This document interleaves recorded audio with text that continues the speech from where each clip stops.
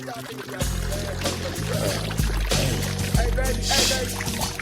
get some bubble gum in this motherfucker, so. Right, baby, get some of these, y'all. Study long, study wrong, baby.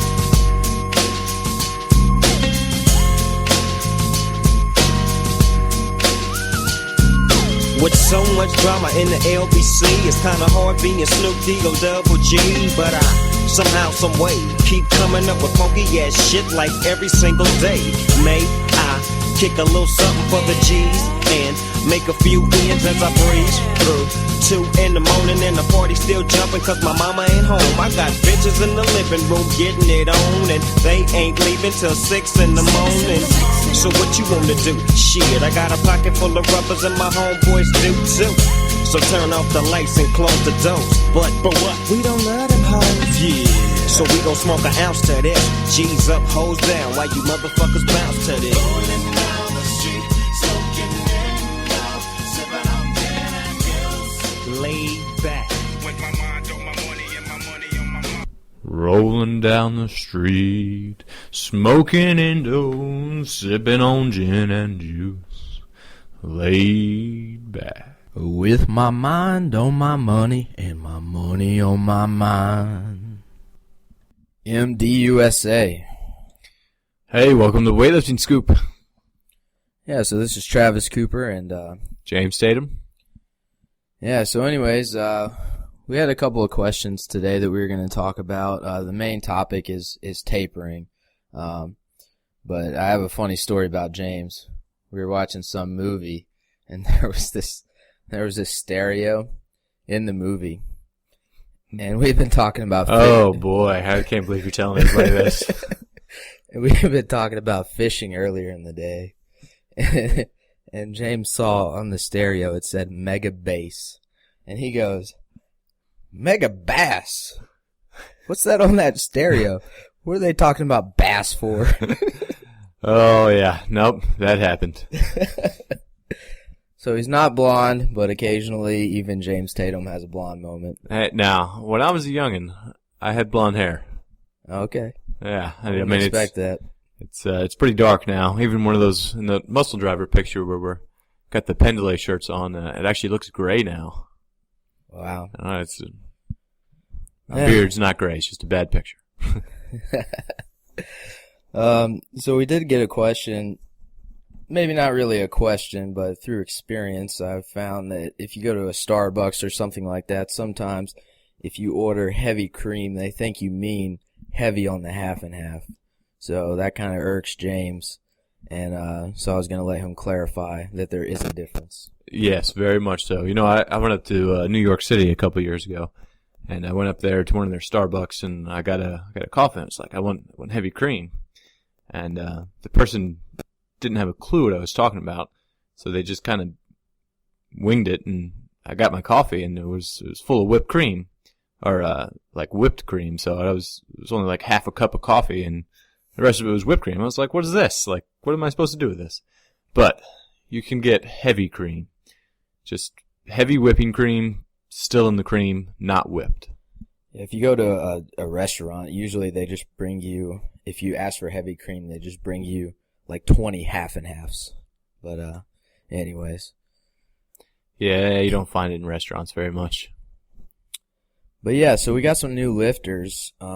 Watch for the videos. I'm not going to let you know exactly who it is. But we got 2 new lifters who are going to be starting tomorrow. So now that the new camera guy's here, he's got all the software on his computer. Should be editing the videos a little quicker, so it shouldn't take all week to get one. Oh, sweet. It's going to be fun training next week.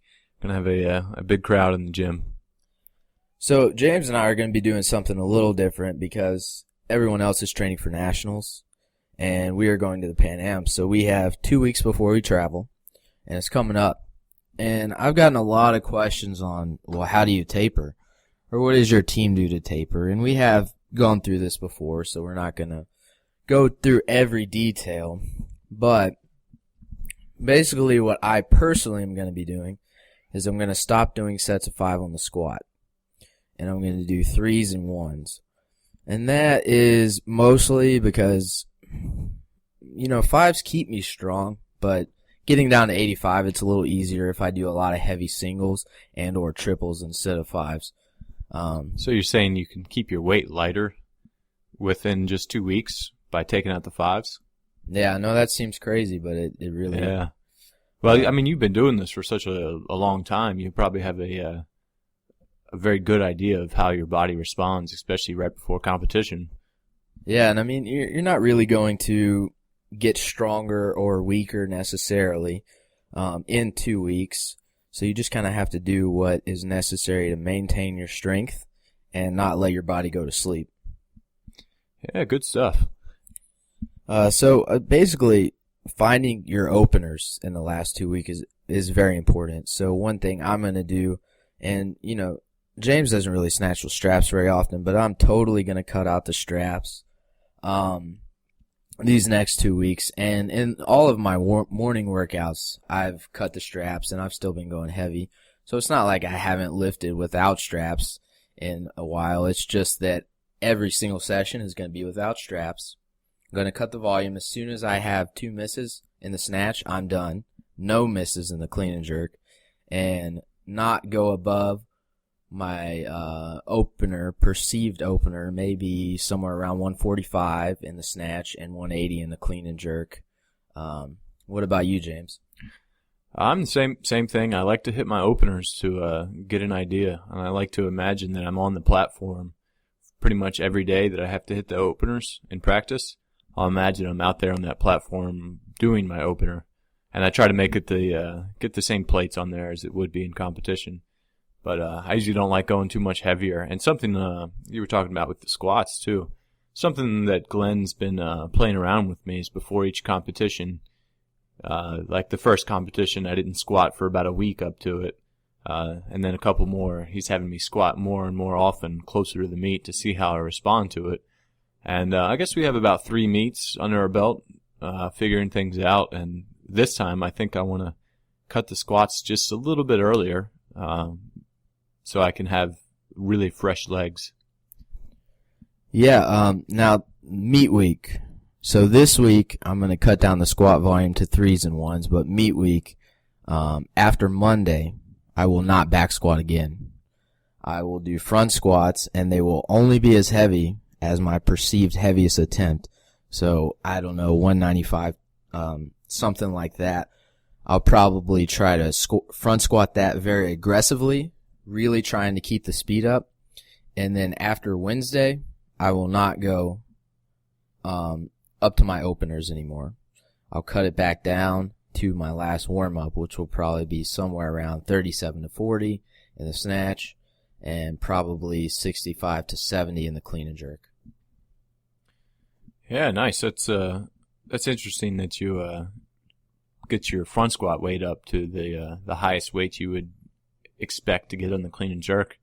I think I might actually try to do something along those lines, front squatting around 170 to 175. Yeah, and I guess that would be a good thing to bring up to Glenn. Yeah, and I don't think it necessarily has to be like that exact number. Maybe that's just a mental thing, but I know that if I at least do that much, I'm not going to tire my legs out too much because that's going to be 30 kilos below my max. But at the same time, my legs are still going to be firing. They're not going to fall asleep. They're going to get some stimulus. So next week, we got a couple coaches coming in town. You know what? I haven't even met one of the coaches. His name's Dan Bell. He's a really good technical coach. Have you ever met him, James? I have never met him. I mean, I've read a few of his blogs, see him on the Pendulay forum a lot, but I've never actually met him. And Don McCauley talks about him every now and then, so that's I'm looking forward to meeting him. Yeah, him and Don are pretty good friends, and Dan actually coached Holly, I believe, in the beginning, so he sent Holly down to train with Don for a while. This is Holly Mangold. She was on the Olympic team this year, for those that don't know. Very good lifter, obviously. And so we haven't met Dan yet, but we've read a lot of his stuff and heard good things from Glenn and Don, so we're excited to meet him. And also, Don's coming down. And James, you obviously know Don.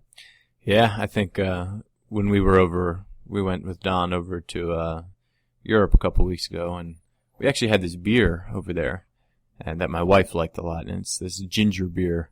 It's called like Scrumpies or something or another. But they found it for sale down there in Savannah, so they're bringing up a few 4-packs for my wife.